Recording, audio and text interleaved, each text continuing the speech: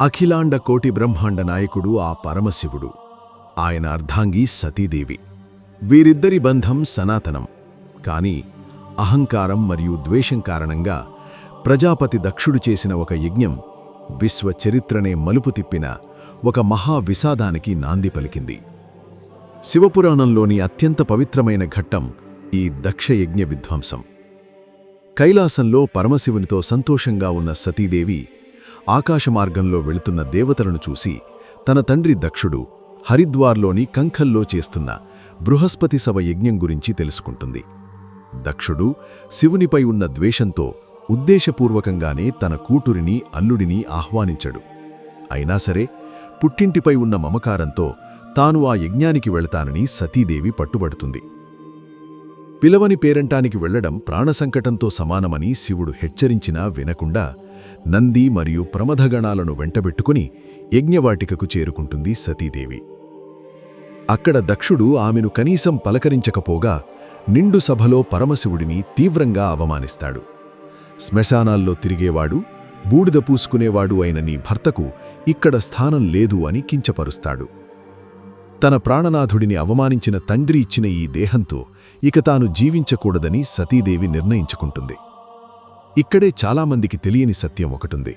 సతీదేవి మండుతున్న యజ్ఞగుండంలో దూకలేదు. ఆమె సభ మధ్యలో ఉత్తరాభిముఖంగా నేలపై కూర్చుని కళ్ళు మూసుకుని తన యోగశక్తితో ప్రాణవాయువును నాభి నుంచి బ్రహ్మరంధ్రం వరకు తీసుకెళ్ళింది. ఆ యోగాభ్యాసం వల్ల పుట్టిన లోపలి అగ్ని ద్వారా తన దేహాన్ని అక్కడికక్కడే భస్మం చేసుకుంది. ఈ దారుణాన్ని చూసి నారదుడి ద్వారా వార్త తెలుసుకున్న పరమశివుడు ప్రమయరుద్రుడవుతాడు. తీవ్రమైన క్రోధంతో తన జటాజూటం నుండి ఒక వెంట్రుకను పీకి నేలకేసి కొడతాడు.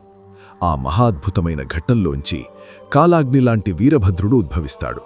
వెళ్ళి దక్షయజ్ఞాన్ని సమూలంగా నాశనం చెయ్యి అని శివుడు ఆజ్ఞాపిస్తాడు. వీరభద్రుడు తన రుద్రగణాలతో కలిసి యజ్ఞవాటికపై పడతాడు. దక్షుని సైన్యాన్ని దేవతలను చిత్తుచిత్తుగా ఓడిస్తాడు.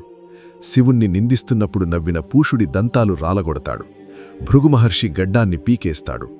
చివరగా దక్షుణ్ణి పట్టుకుని శివుణ్ణి నిందించిన ఆ తలను తన కత్తితో నరికి మండుతున్న యజ్ఞగుండంలోకి విసిరేస్తాడు.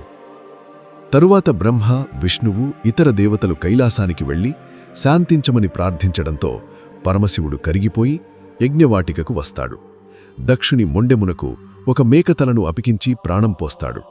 తప్పు తెలుసుకున్న దక్షుడు అహంకారం నశించి శివుణ్ణి క్షమాపణ వేడుకుంటాడు.